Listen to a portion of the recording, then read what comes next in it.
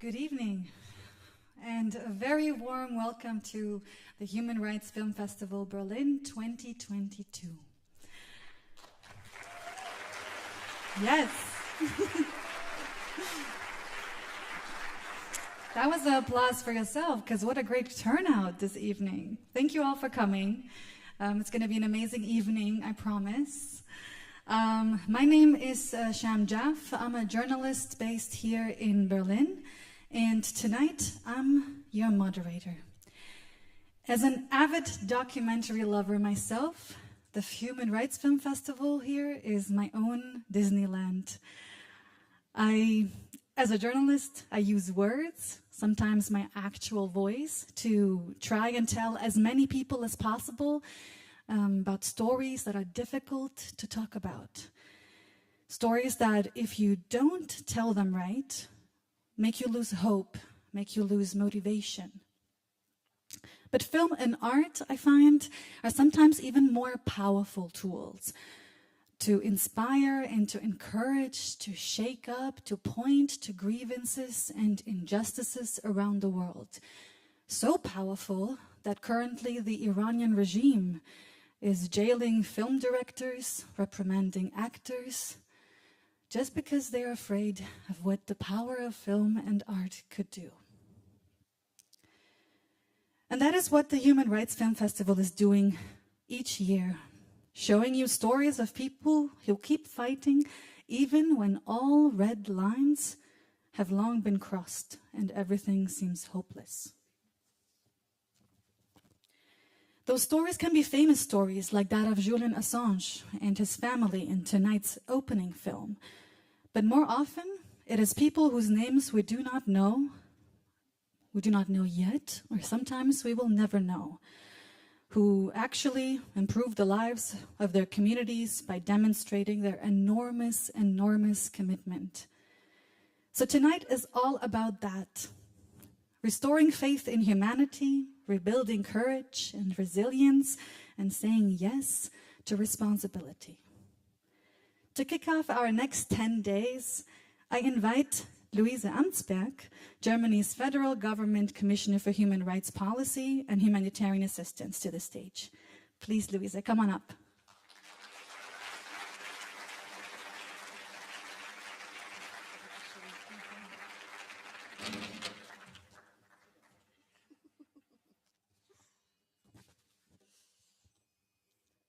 So, ladies and gentlemen, thanks first of all to the artists for the beautiful welcoming. That was really, really nice.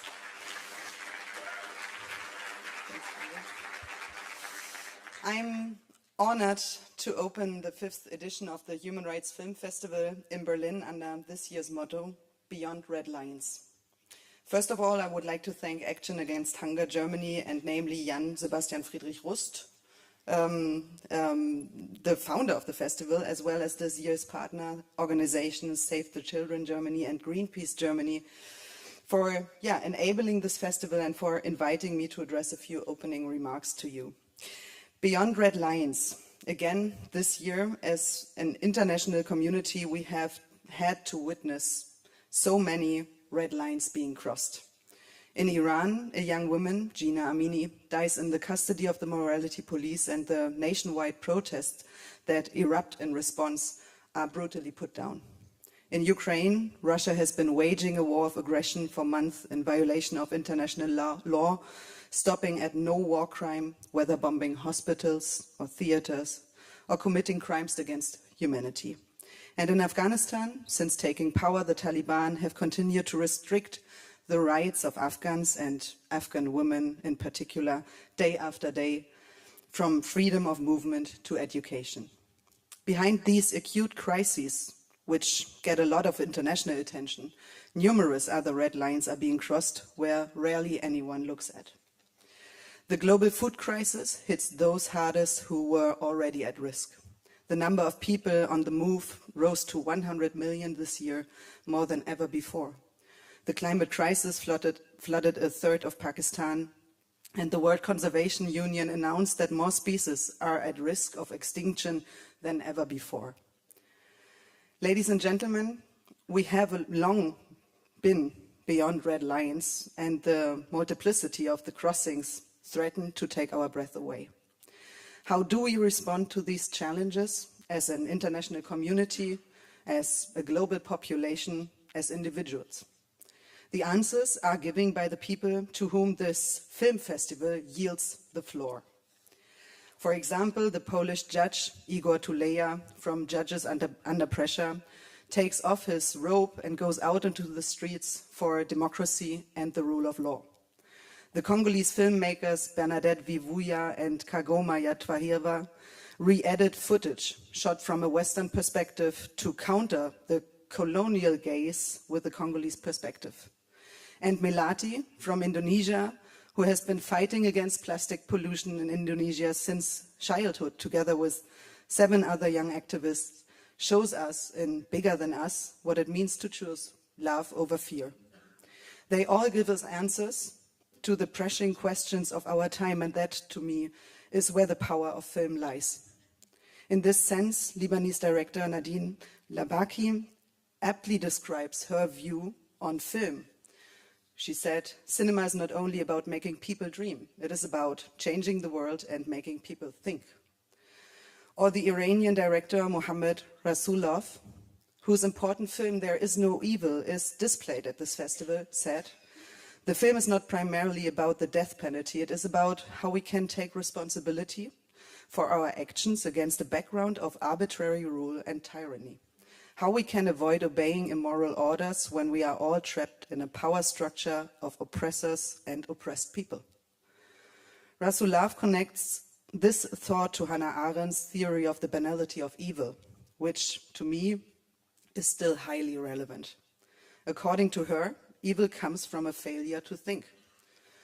But, ladies and gentlemen, film can make us think about the challenges of our time and possible solutions, make us change perspectives and help draw attention to those who tend to be forgotten at the political level or don't get as much media attention. Women, children, and marginalized groups, for example. Their situation is the social yardstick for the democratic state of a society. And what this means is currently shown to us by the people and especially the women in Iran. For over 20 days, they have been protesting for their rights, for the freedom of speech, press, and assembly, and against arbitrariness. And with that, they shed light on the massive human rights violations taking place in Iran, like extrajudicial executions and death penalty, torture, disappearances, and systematic impunity. For over 20 days, they had stood up to the heavily armed Iranian security forces with nothing but their anger and their hope. For their courage, we have to show respect and solidarity, raise awareness to their situation, and let them know that they are not alone, that we can hear and see them.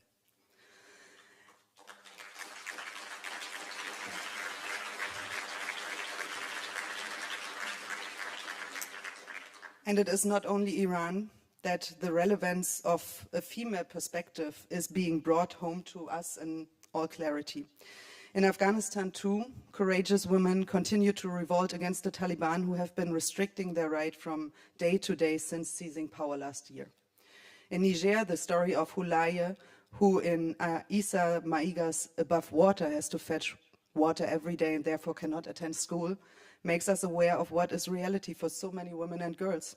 Because in 80% of households without access to running water, it is them who carry the water.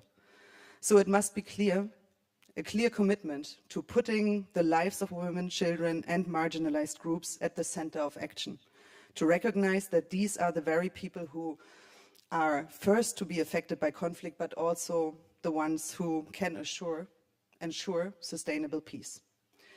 Before I yield the stage to the following speakers, a few words regarding the opening film, ITHAKA, which will be displayed tonight. The film follows Mr. Assange's father and his fiancée Stella, who is present here tonight, on their struggle to free Julian Assange. The political and social discussions about Mr. Assange are highly controversial, you all know that. However, as a Human Rights Commissioner, of course I urge that Mr. Assange's human rights be respected, especially the right to a fair trial and adequate procedural guarantees. But tonight I would like to take the opportunity to express my deep respect to John Shipton and Stella Morris for your courage, resilience, and commitment to a loved one. Therein lies the power of film as well. It shows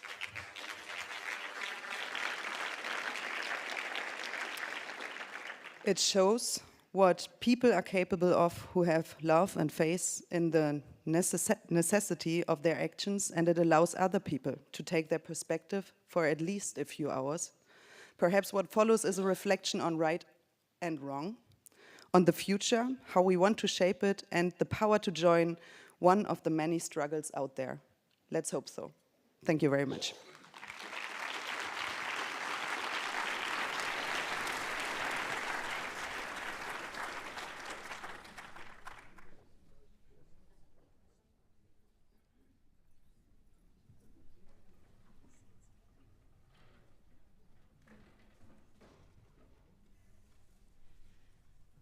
Wow, Luise, thank you so much for reminding us all how many places we have to look at, really.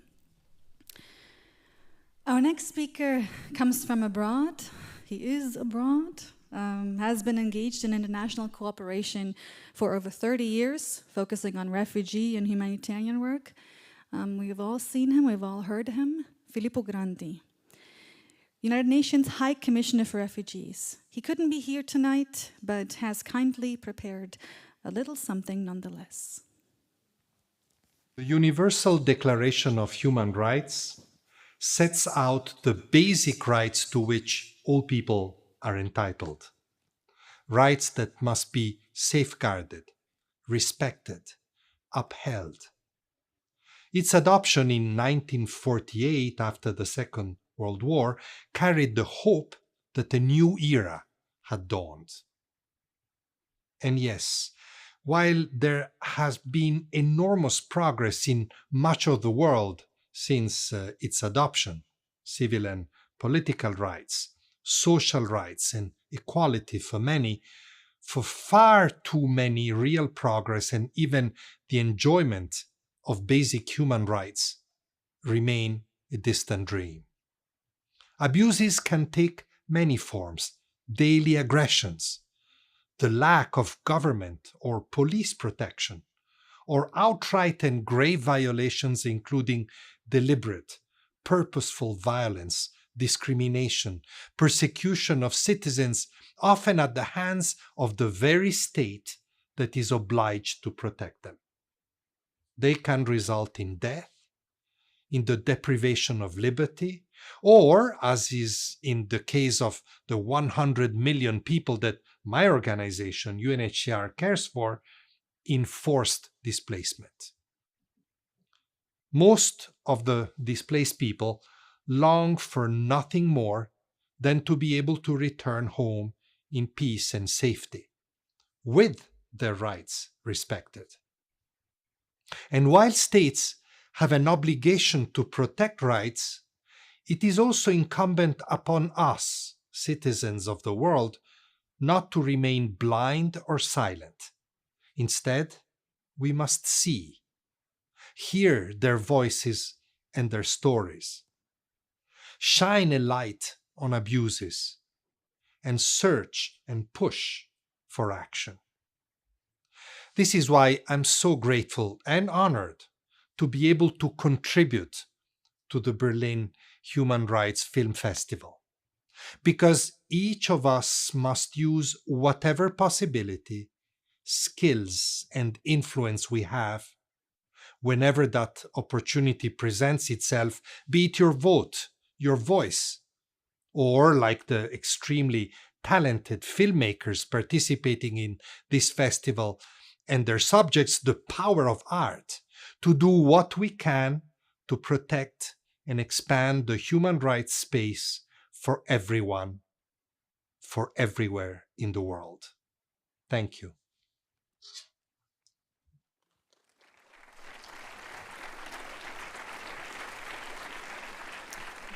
What a powerful reminder. Thank you so much, Mr. Grandi. Now, on to someone who is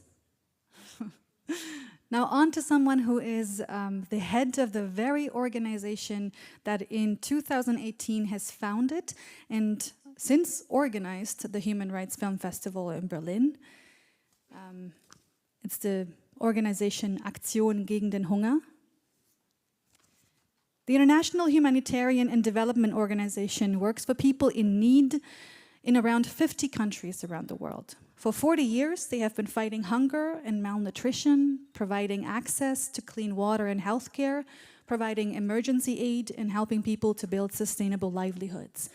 This year, the festival is co-hosted together with Save the Children and Greenpeace. But now, I welcome Sebastian Friedrich-Rust to the stage.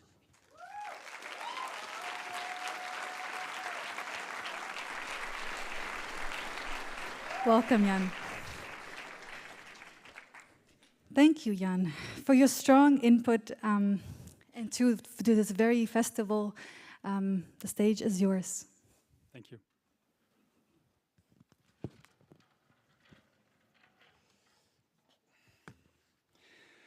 Dear Luise Amtsberg, dear Stella Morris, dear John and Gabriel Shipton, family of Julian Assange, dear ladies and gentlemen, dear friends, on February 24th this year, our world has changed. War returned to Europe once again.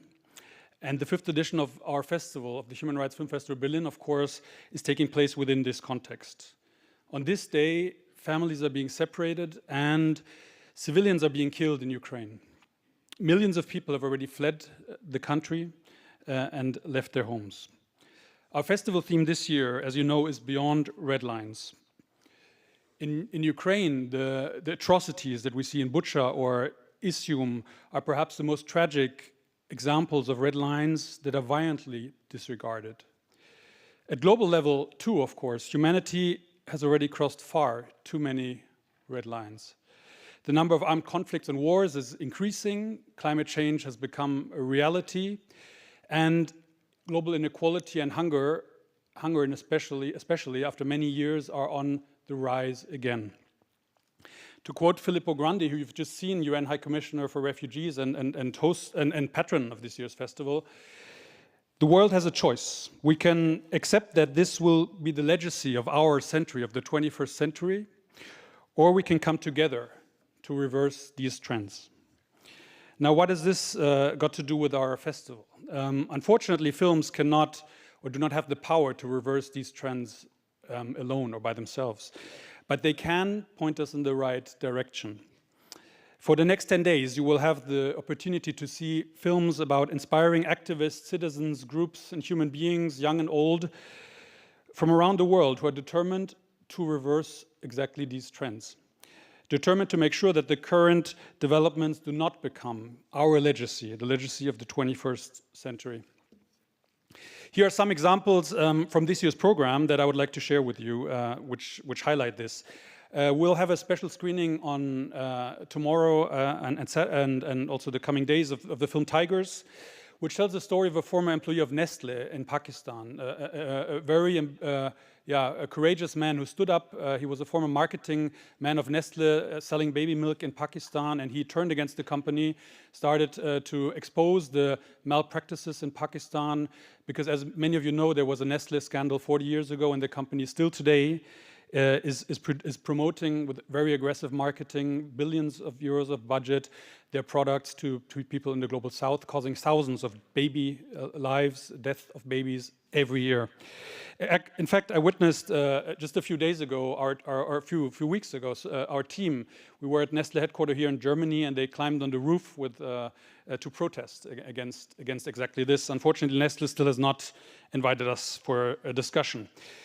Another film, Meet the Future, portrays a social entrepreneur who has built one of the world's leading companies growing meat in the laboratory.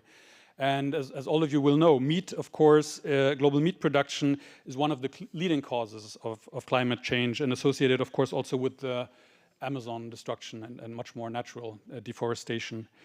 We'll also have the opportunity to discuss on Tuesday with Volker Schlöndorff about his new documentary film.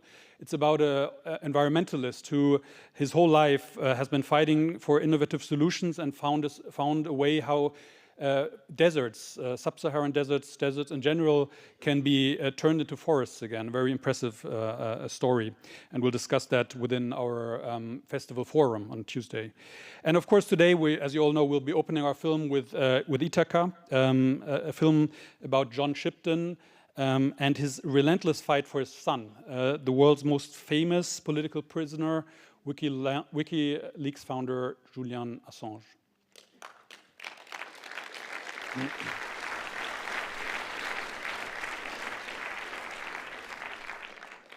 On a more personal note, a little more than 5 years ago, I would not have founded this festival without the inspiration of my mother. And I would like to dedicate this year's edition to her memory and example.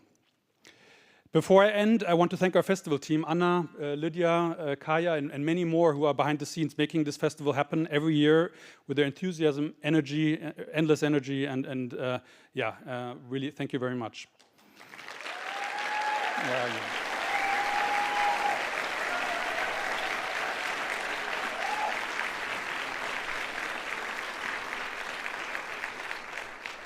And I truly hope that all of you here in this room will watch as many films as possible over the next 10 days.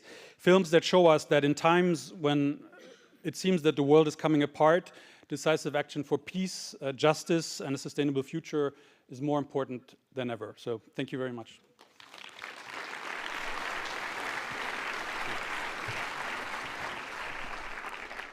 Jan, if you'd like to stay with me on stage. Because first of all, thank you so much, Jan. Hello, welcome to the stage.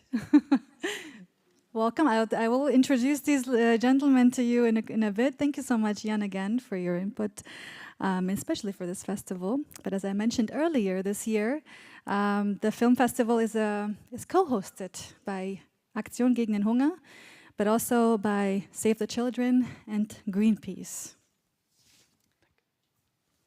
So your co-conspirators are on stage as well, Florian Westphal and Fawad Durrani. Welcome on stage.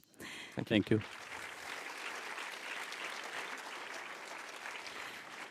Florian Westphal is a journalist turned CEO of Save the Children Germany since last year, October.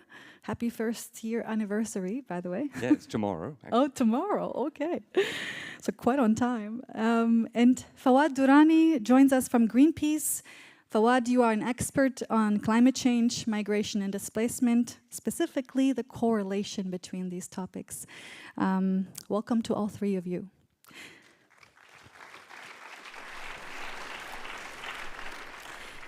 We have heard in the previous speeches, and I mean also in the motto of this festival, that many red lines have been crossed in the last year. Florian, what was the biggest challenge for Save the Children this year? Well, I think the motto of this festival is extremely relevant to all the work we are doing as Save the Children, because we are over 100 years old, but right from the beginning, it was always about the rights of children. So I think when we provide emergency aid, nutrition for malnourished kids, or support to health clinics, or support to schools, this is always about the rights of children to have a safe youth, a safe and healthy upbringing, a right to basic education. And so those are the red lines that we're really looking at. And unfortunately, what we see is that they're being stepped over all the time.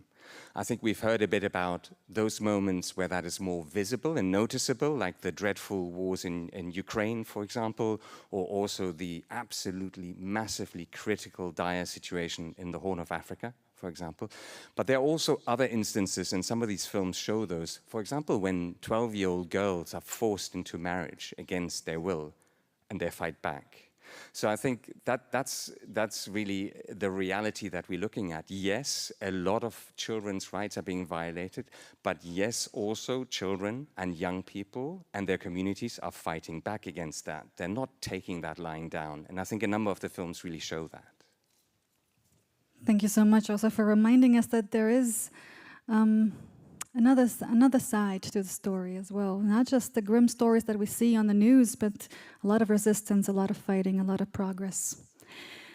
Fawad, in your interview for the program magazine of the festival, you speak about the extreme injustice that climate change is not recognized as a cause of displacement. And you highlight that in 2021, 22 million people lost their homes to natural disasters. 22 million people. What is the demand of Greenpeace in this context? Yeah, the 22 million people could get more and more, and it is evidence show that the number is increasing every day. And I think it's not only the climate change that displaces people, but climate change also is a factor that plays a threat multiplier role, where that exacerbates the existing problems of people and brings many more tensions to people that lead to more displacement and more conflict. So that's why climate change is not only an ecological problem, it's also a humanitarian and human rights issue. And we all know that climate change, and we all know that industrialized countries have contributed to today's global warming above the average, and the consequences of their actions are now felt predominantly in the global south. Therefore, we say that Greenpeace demands that there must be some sort of legal recognition for those who are forced to leave their homes because of climate change impacts, and there must be some sort of law or agreement that can ensure the protection of those people, especially when they cross the borders. And at the same time, the industrialized countries need to support all those countries which are hit hard by the climate change impacts, and also, yeah, I think these are the main demands that we could think of. Thank you. I'm pretty sure we're going to be talking about climate migration in the next few decades a lot more than we do now. Jan, we have heard a bit of the challenges. There are wars, armed conflicts in more than 20 countries. Luise, in her speech, also reminded us of everything that's going on in the world at the moment that we should be looking at, that should be talking about. And in too many cases, hunger is used as a weapon of war. What needs to be done to fight that?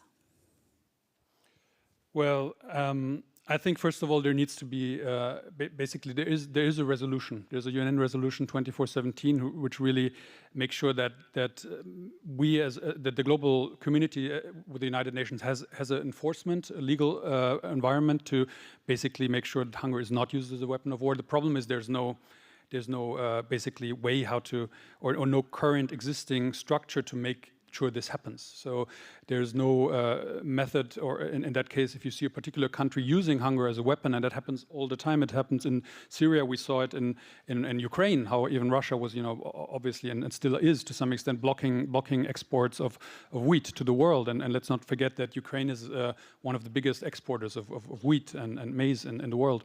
So the problem is there's no mechanism even to track governments that violate this basically UN rule, and there's also no way how this is really being enforced at global level. So that's of course something where we are working on. I'm sure Luise is seeing that as a priority to make sure at global level, Germany and EU make sure that there are enforcement mechanisms. I think Ukraine this year has delivered the best example that this needs to be changed. This needs to become a priority, because most humanitarian crises, unfortunately, are not in the foreground like Ukraine, when everyone knew that the ships were in the harbor. But in many countries, people are dying right now, mainly also due to hunger as a weapon of war, and we're not hearing about that because there's no way how governments react to that or the media finds out about it. So. Thank you so much. I have a final question to all three of you. We talked a lot about grim stories. But have you looked into Program magazine? What are you in particular looking forward to during this year's festival? Florian? I'm really looking forward to one of the films we picked, actually, obviously. But it does sound like a fantastic film. It's called Children of the Mist, and it's about a 12-year-old girl. And I think by the description, you ought to be saying a very, very strong 12-year-old girl in northern Vietnam who, through a complex sort of scenario of family pressure and traditions, is supposed to be forced to marry against her will. And the film is really showing her fight against that and her fight to chart her own course throughout her own life. And I think that's what I was trying to say earlier. Yes, these are grim and tough stories, but I think for us, for example, as Save the Children, we have the example of numerous children like that girl who show us how to fight back against it and that it's worth it. Thank you so much. I'll make sure to add that to my list. And you too, by the way. Fawad, what is your pick? Yeah, I think it's a great platform to see and connect with people whose voices are not represented in many other international platforms. And this is the opportunity for us to get connected with those people and see the world and their crisis from their perspective, and together find ways to make the world a better place.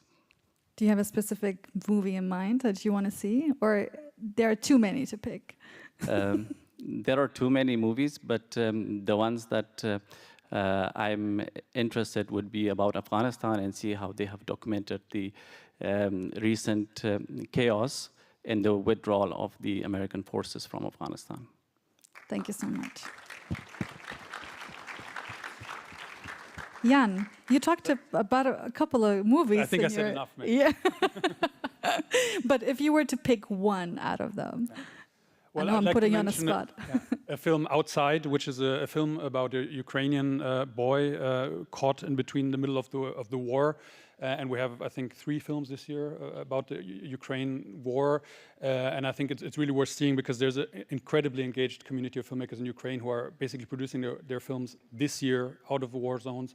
And I'd really recommend to see them. Also, after our festival, there will be, I think on the 26th, starting here, the Ukrainian Film Festival Berlin, also worth seeing a very large number of very interesting films. Wow, thank you. Thank you to all 3 of you. Thank you.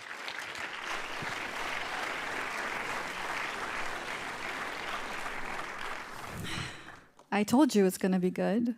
It's been a great evening so far, right? A lot to take in. Maybe we need a little bit of a break. I've got someone, in fact, 3 someones, to help you with that. Fatat, the music trio from Syria, 3 musicians that I would like to introduce a little bit more. So here you have Milad Khawam playing trumpet.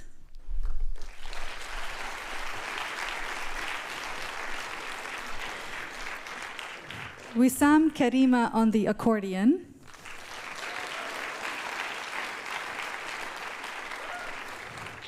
And Salam Al-Hassan at the percussions. تفضل.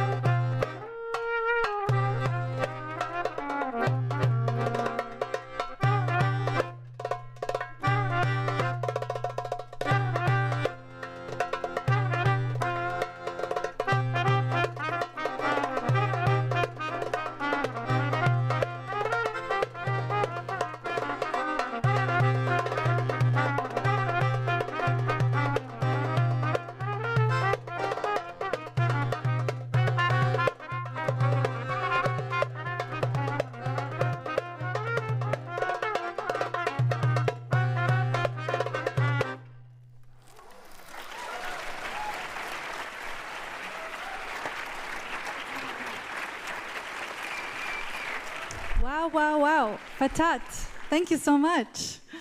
I feel dancy. Thank you. Before we move on to the film of art tonight, we're very close. Let's talk a little bit more about the festival. With who better than with Anna Ramskogler-Witt, the very director of the Human Rights Film Festival Berlin. Anna, please join me.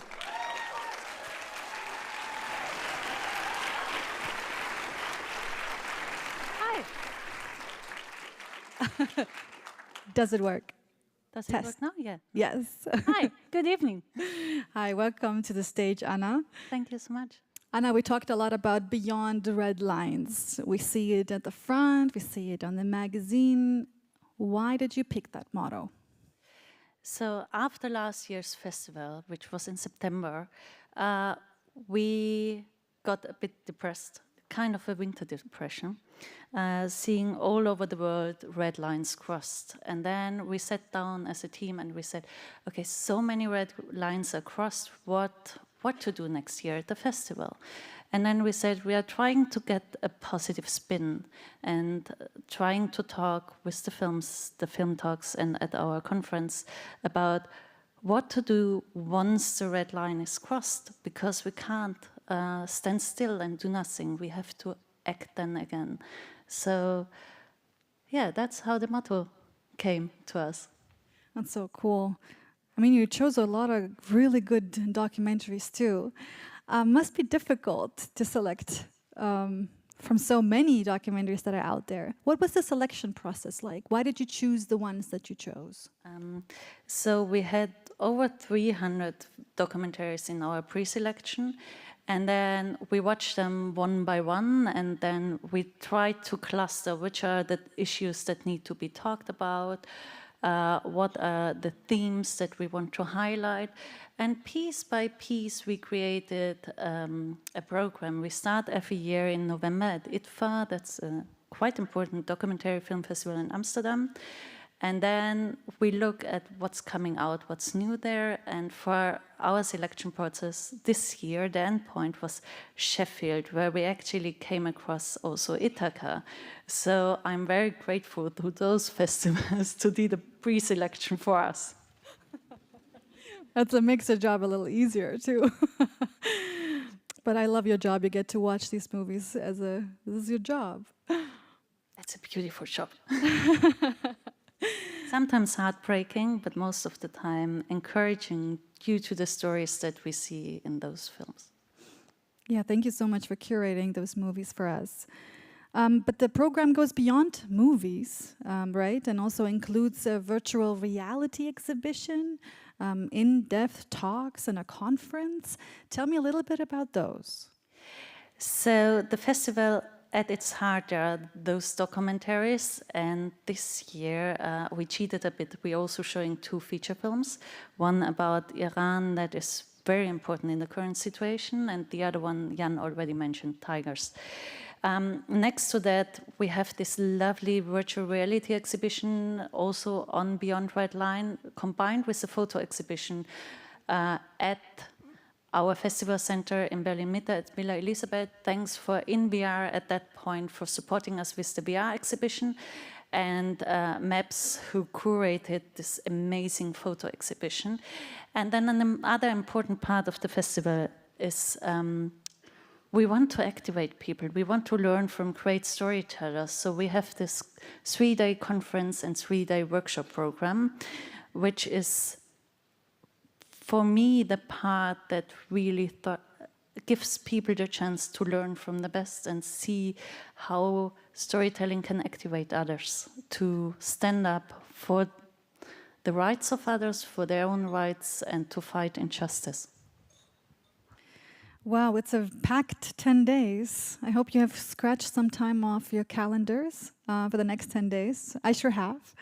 Are you looking forward to something in particular yourself? That's a really tricky question for the person who chose this stuff. I'm looking forward to the personal encounters at the festival.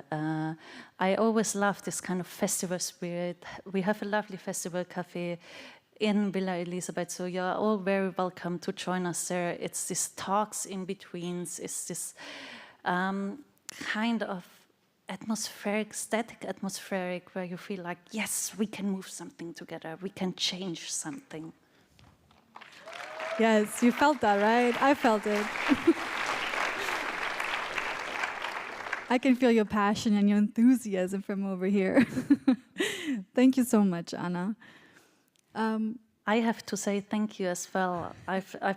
You know, there are always so many people involved in a festival, and as Jan mentioned, we do have a lovely festival team, and I would shortly like to name them, but also our financial supporters who are super important, because otherwise we couldn't do the festival. But first of all, I would love to thank Lydia, whom you saw today running on off stage. She is my partner in crime.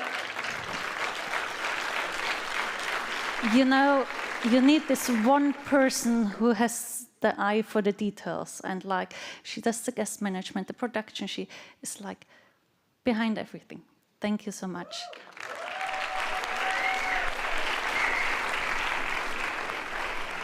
And then I would love to say thank you to Steffi, who was our editor-in-chief this year, and together we created this monster of a program magazine, which will be out there after the film, with 88 pages of interviews, background articles.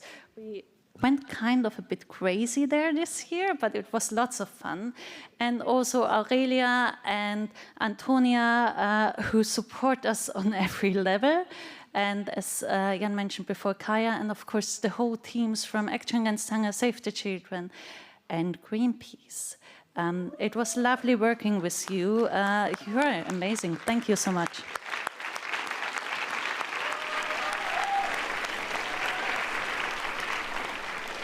Then we have this opportunity today to be in this beautiful cinema. I hope you feel the same. For me, it's like a wonderful room. So thank you so much for Values, for inviting us to be here and for hosting us here. Then I also want to say thank you to the people who actually help us finance the festival, and I have a cheat piece here. It's the Foreign Ministry who supports us for the 5th year in a row, so thank you for that. Then there are many of those. Then it's the GEZ im Auftrag des BMZ, so the Ministry for Development. Thank you so much as well. New to the list this year, which is super exciting for us, is this Medium Board Berlin-Brandenburg. And at that point, I also want to say thank you to all the fantastic people who supported us to realize this funding. Thank you so much. Then we get support by the embassies of the Netherlands, France, and Flandern. Thank you so much as well. And at that point, I also would like to say thank you to the countless partners who support us with little things, bigger things, and in particular to the Technic team who does the live stream today and will do it over the next years. Yeah. See me dreaming. Because in case you can't attend in person our conferences or talks in the evening at Villa Elisabeth, they are all live streamed, so you can watch them online or even after the festival. And also that notice, because there are so many great films there, we are going to stream, I think 80% of the film. The others are going to the cinema at some point, but we are going to stream 80% of the films until October 31st. No, 31? 31st? I'm getting confused now. But they are all online, so you can watch them a bit longer. So use that opportunity. Yes. And there's a last thank you I have to do. That's to our honorary patron this year, Filippo Grandi. It's amazing that he said yes. And of course to Luise Amtsberg, who did a beautiful opening speech today. And thank you so much for also highlighting those forgotten conflicts who are not in the news every day, and the bravery of all those, in particular women out there fighting against oppression currently. I mean, it always, when I start thinking and talking about it, I get a bit shaky, because in particular in Iran, going out there on the street, knowing what could happen to you is just really, really worth that we all show our solidarity.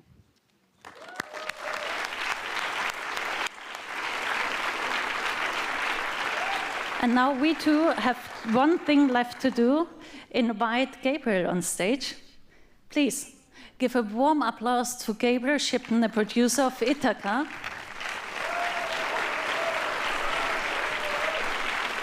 Hello. He, John, and John Shipton, your father, and Stella Morris will join us after the film for a conversation. But it's amazing that you all three are here. John flew from Australia, Stella from London, and you, I actually lost track where you have been last. Yeah, I'm losing track as well. I think I came from Australia a few days ago. Yeah, because I saw you in Mexico and then in London, and then you were like traveling with the film. Is there something that you would like to tell our audience before they are watching the film? Because I think it speaks for itself. I definitely agree. I just want to, such an honor to be here opening the festival with you all. You're right, the film does speak for itself, and I won't take up much of your time, but just a big thank you to Anna for programming the film, and just the festival for having the courage to put this film on. I think it's really important to acknowledge that, and also Luise Amtsberg for all her work and supporting Julian's human rights. So yeah, if anybody wants to learn more about their family, I suggest you make a movie about them. But yeah, free Assange. Thank you so much. So I would say thank you. We to come on stage later with those three amazing people. And for now, with human rights films, it's always, I can't say have fun with the film, because it's obviously not that funny.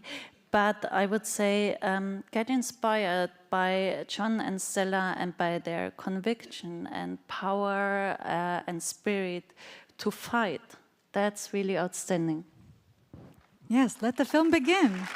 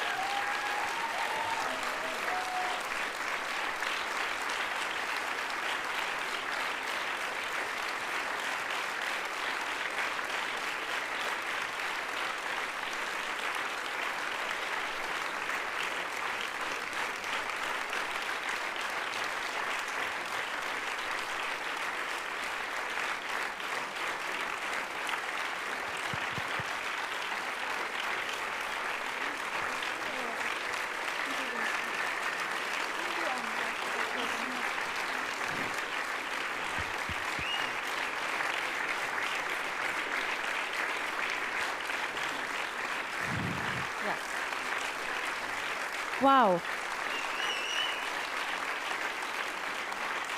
Just to say that in 5 years, that's a first. That's like a really outstanding reaction for a really, truly wonderful film.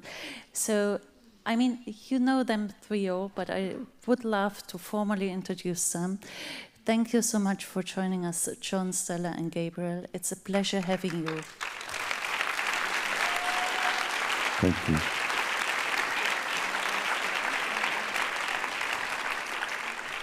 We are a bit of sharing microphones here. Welcome to all three of you. I feel like I know you already. What a wonderful film, very impressive. How do you feel after seeing the movie tonight yourself? What's your impression? How is it standing on the stage now? I'm presenting it for the how manyth time? Yeah, we've presented it many times, but it's always very moving to, get the audience's reaction, and very humbled at the, the applause and the standing ovation. It's very nice. Thank you. Sorry. I think all of us have the utmost respect for the fight of all three of you and your supporters to free Julian. I think after watching a documentary, and in particular this one, the first question, maybe Stella for you, is how is Julian currently doing? Because the footage in the film is a bit older, so what's the current situation of him? Well, unfortunately, in the important respects, it's unchanged. He's been in Belmarsh now for over 3.5 years, with no end in sight. And since Saturday, he's been locked up in his cell 24 hours a day because he has COVID. And he tested positive again today, so we don't know how long that will last. It's been 6 days now. So I can't visit him,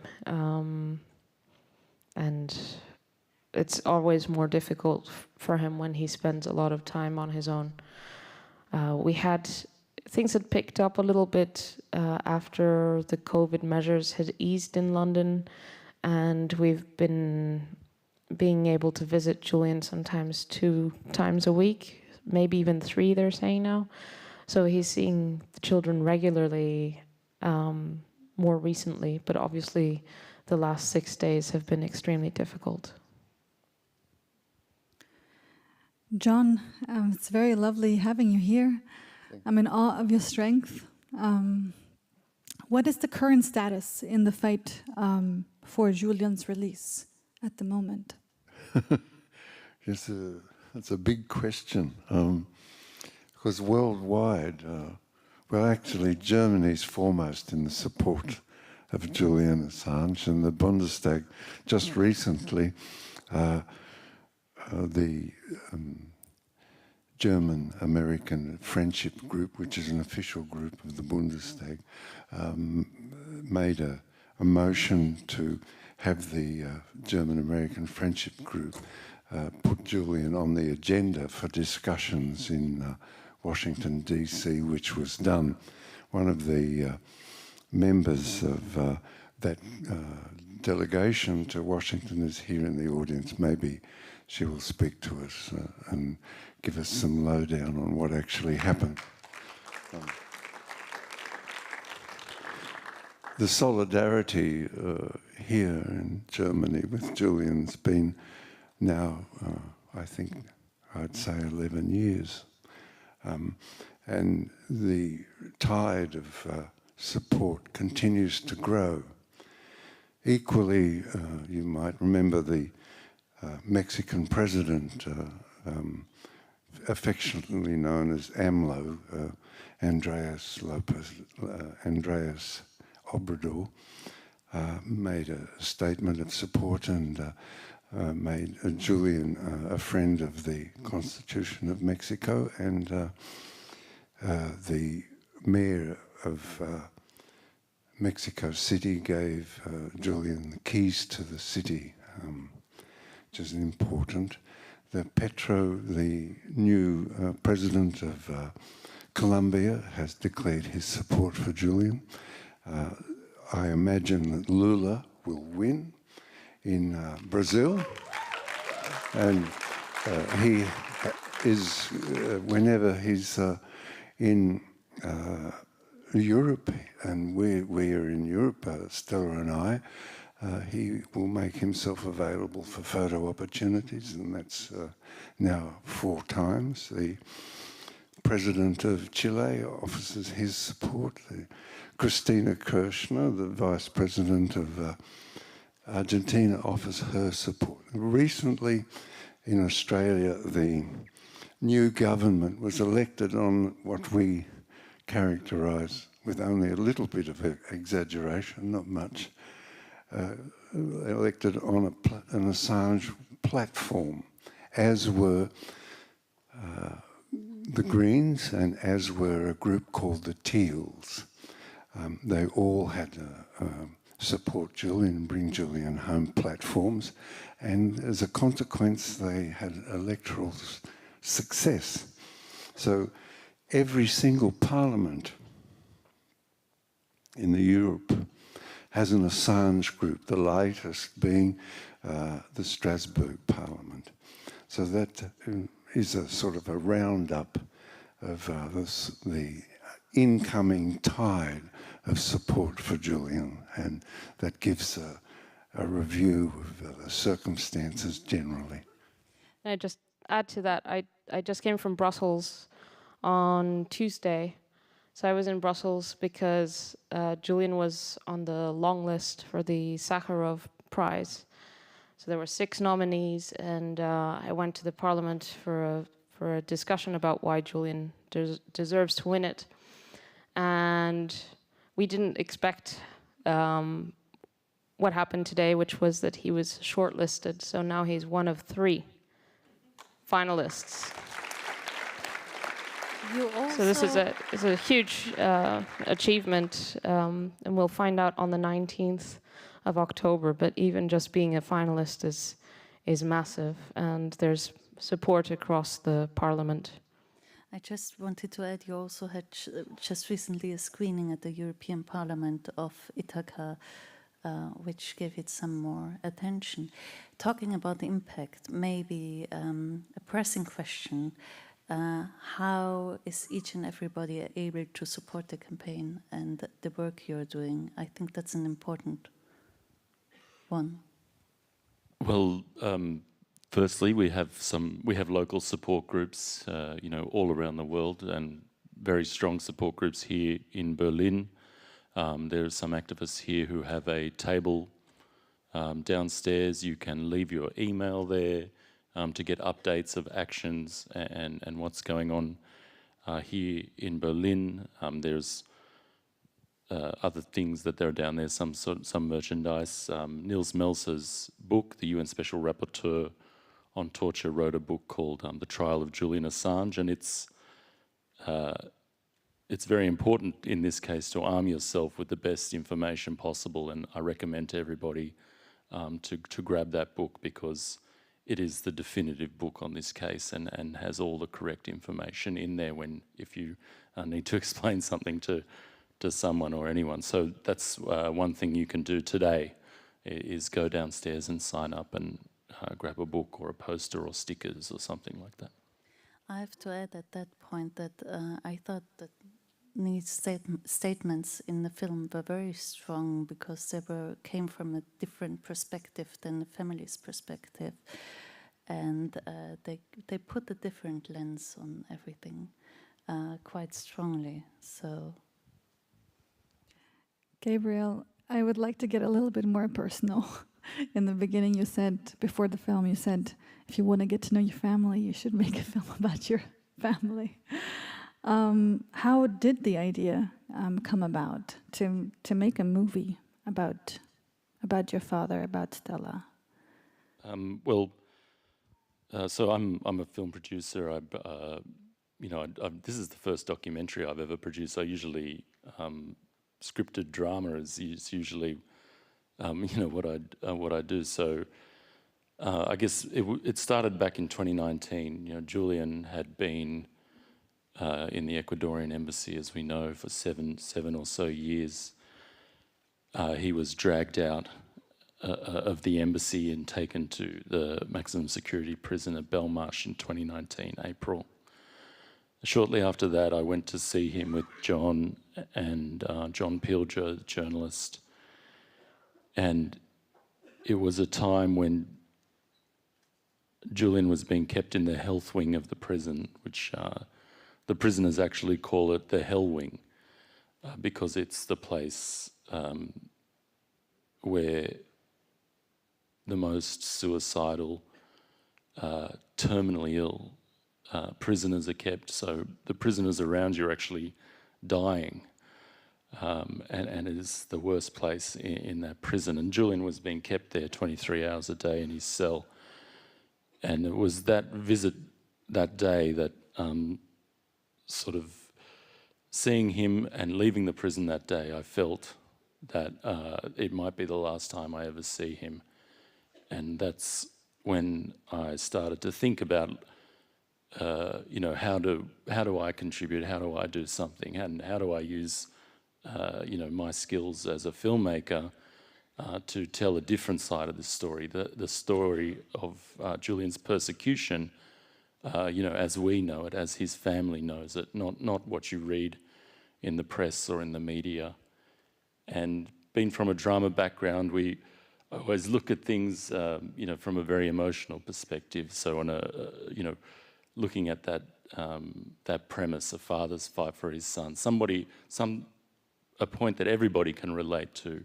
Anybody, any human, who wouldn't do anything for their child? So we started to look at how we could do a documentary like that. And at the time, John was travelling around Europe, and Niels, our incredible cameraman, who's here in the front row filming us still, yeah.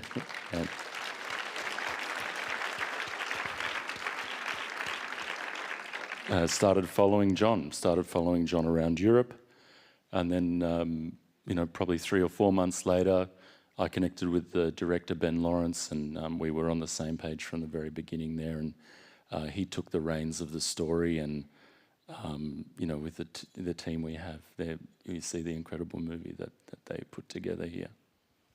I have a follow-up question before we open the floor to the audience for questions. John, Stella, how was it? I mean, I do love documentaries. I do love that people open up and give insights into their work, into their activism. But what was your first thought and reaction when Gabriel came and said, I want to do a documentary about the fight about our family, because it's quite personal at points. Yeah, well, it's shockingly personal. And it's always really strange to contemplate that you know more about me than I'll ever know about you. It's just like embarrassing, really. But Gabriel didn't say anything. He just did it, And so there's quite a lot of trust, all of a sudden things became formalised, and Niels Ladefogel would follow me everywhere, and there's a big camera always, and you get in the cab and there's a camera and somebody's bossing you around to do this, do that, stand over there. And the conversations between Stella and myself are being recorded, so they're always slightly stilted. You know, you've become aware of that you're being recorded all the time, and then gradually you forget about it, and then you're a little bit more revealing, and eventually you drop all pretense of having your guard up, you know. But so that's what Gabriel did. He ambushed us, you know. So I will return the favour. And it's Gabriel's 40th birthday tomorrow, so Yep. you can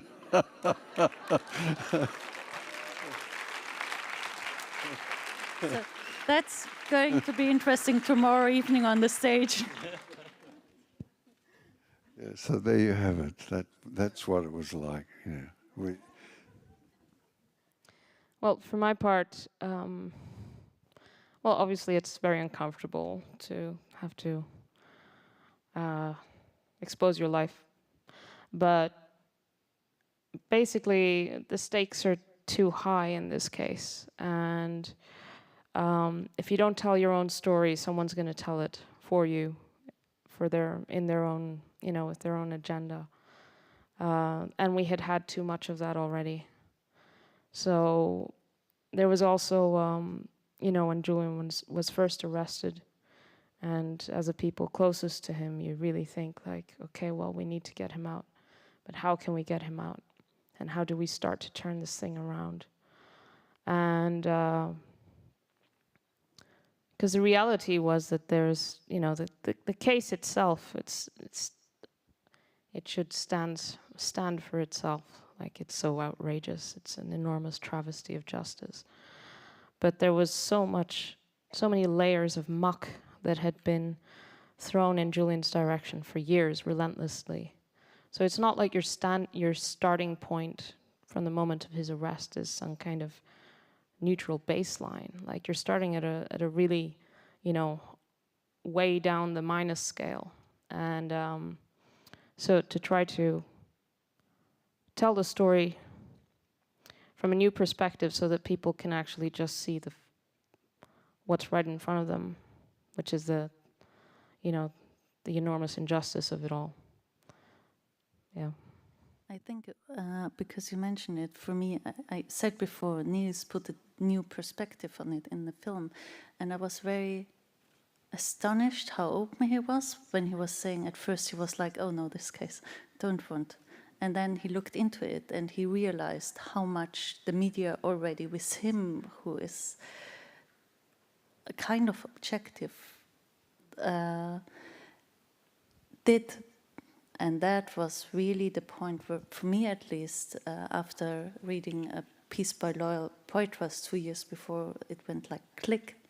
And I was like, oh yeah, that's a layer we all forget. So, as we have spoken before, we would like to open the floor for 3 questions to the audience. I know there are many, many more, but at the same time, it's, you know, everything has to end at some point. So 3 questions. The first 3 hands that raise get the chance to ask a question. So I'm going to run. There is one of a familiar face. Jonas.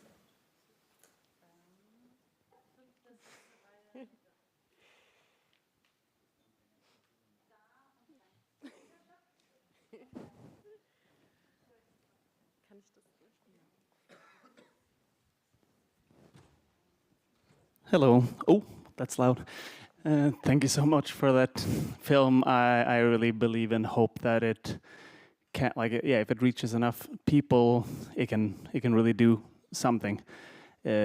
Stories have to be told from this perspective. But I wanted to ask you to maybe explain, because I'm not sure what the audience knows, what would actually happen if Julian is extradited and prosecuted under the Espionage Act. I don't think this is quite clear to most people, and maybe you can say a few words. So Julian is charged under the Espionage Act. He's not charged for espionage, as we usually understand espionage. This act is really a piece of legislation that's very broadly worded and indeterminate in its wording. And so it's been used for the first time against a publisher.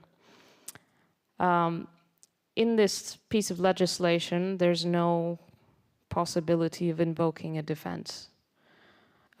Because it's originally drafted for espionage situations, right? So there's no possible public interest defense. You can't say, well, you see, I received this information from a source and I published it because it was in the public interest, because it revealed war crimes. That's not a defense. Under the Espionage Act, if you receive information and possess it and communicate it, then you're automatically guilty. So Julian faces 175 years in the United States, and he's charged under this completely draconian, well, just no words for this legislation. So Julian can't possibly receive a fair trial when he's charged under that piece of legislation.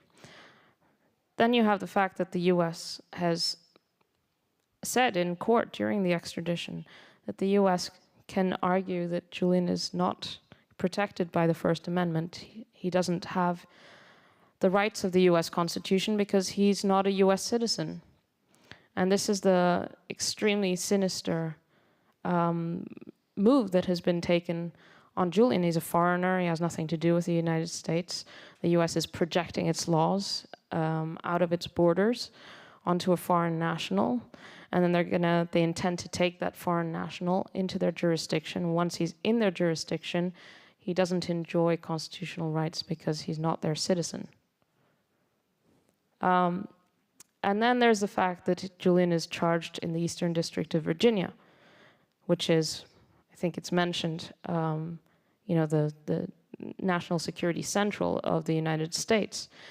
It's not a very big place, but vast majority of people who live there either work for National Security Agency or the CIA or the contractors, which are many. And these people have, they're either working for them or they have family members in there. And this specific district has an exception to the rule where you can discount a juror because they are connected to the government. In this place, you can't because there are so many of them. So you can't remove a juror if they work for the government or if their family member works for the government. No national defense, national security defendant has ever won a case in that court. Chelsea Manning, the source of these very documents, was sentenced to 35 years. She was released when Obama left office. One of the last actions he made was to commute her sentence. But it's not even about the Espionage Act anymore. The US, under Pompeo, the CIA was planning to murder Julian. So in a way, I'm increasingly just rejecting talking about the legal process because I'm lending it some kind of, I'm buying into it by even speaking about it. The legal process here is a means of furthering Julian's persecution. It's a means of furthering his indefinite imprisonment right now as we speak. So once I start talking about the process and the appeals and so on, it's like I'm buying into it and I'm rejecting that.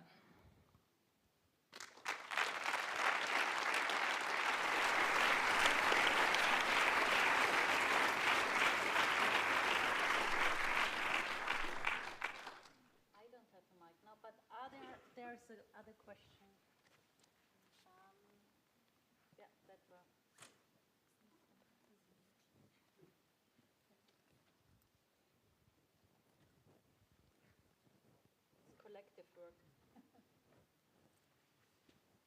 Hello?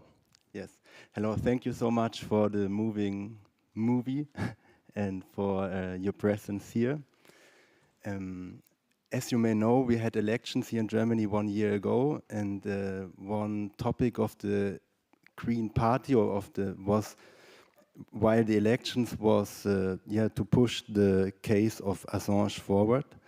And my question is, are you in contact with the German government, with German representatives in this case? And do you know what they are doing? And do you have any demands for the German governments, or are there any possibilities what they can do more in this case? Thank you. Yeah, that's a good question. The current foreign minister signed the support document for Julian Assange, and Gabriel and I, went and saw the second in charge of the foreign ministry. So we expect and we ask that the German government, particularly the foreign minister, who has contacts with the United States and the United Kingdom, and the Chancellor, act to bring Julian's matter to a conclusion so that he can go home to his children. That's what we ask of the German government. Just a general comment. Julian has, over a period of 13 years, been constantly hounded. The most vicious hatred, the most deliberate malice, and the most unscrupulous slander, a campaign of lies and calumnies spreading over that 13 years. If those states, Sweden, the United Kingdom, the United States, had obeyed their own laws, Julian would be at the Brandenburg Gate speaking to you today, or tomorrow, or last week, or last year. If they had obeyed their own laws, Julian would not be in Belmarsh prison, held incommunicado, unable to address his friends and supporters. I'll repeat that. If they had obeyed their own laws, Julian would be freed. The magnificent civil artifacts of the late 20th century, the Universal Declaration of Human Rights, the construction of the United Nations, the conventions of asylum, all abrogated, derided, cast aside by the very authors of those instruments, those artifacts. The authors cast them aside in order to pursue Julian Assange on false charges, the falsity of which is completely embarrassing. Just one quick example, and there are many.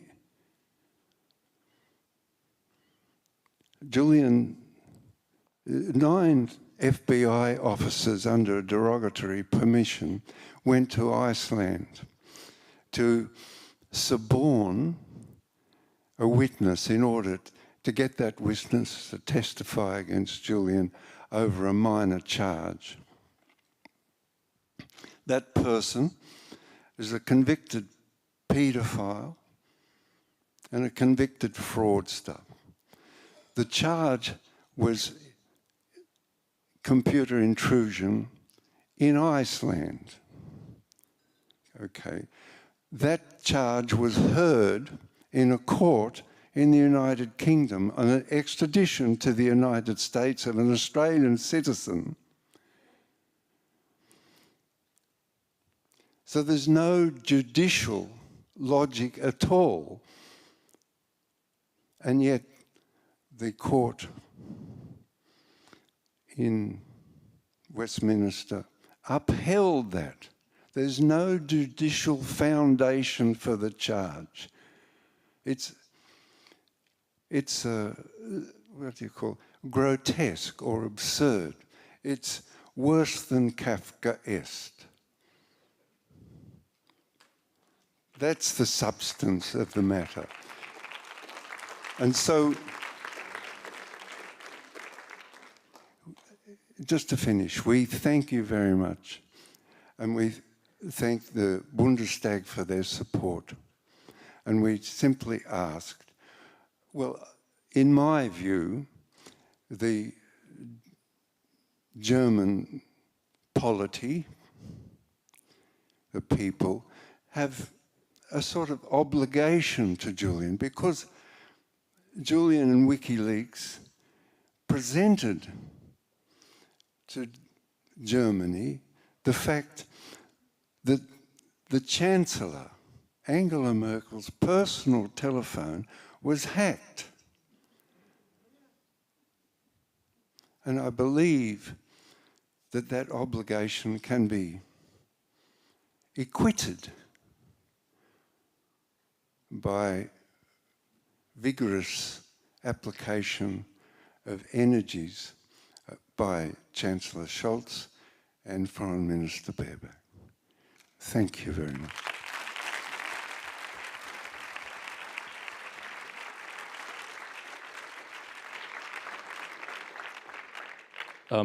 Yes, and if you want to hold Foreign Minister Baerbock to her pre-election commitments, there is a petition downstairs that you can sign at that table that I was talking about earlier. So yeah, if we can get everyone to sign that here, everyone who came here today to sign that, I think that would be, you know, that'd be great.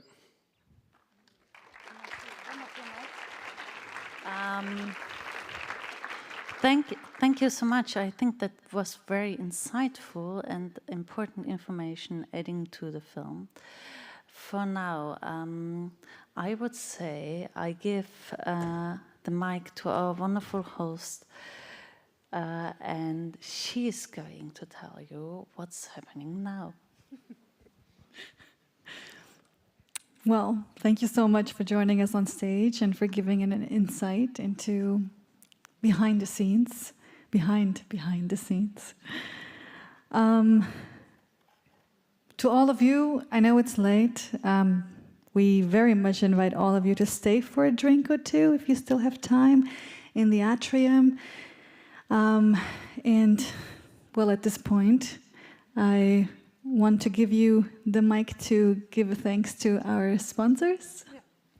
So there are drinks out there, and I have to say thank you. You know that's my role. And we are very thankful to Fritz Cola and Cher, who support us with the drinks, and with our wonderful caterer, Sum Sum. And there's food waiting out there, and I think that's also a very good thing, even if it's hard to digest after that film. But yeah, and I would love to invite you to stay, exchange thoughts, look at our program magazine, get some inspiration for the following days, and thank you so much for being with us tonight. Thank you so much. Thanks a lot.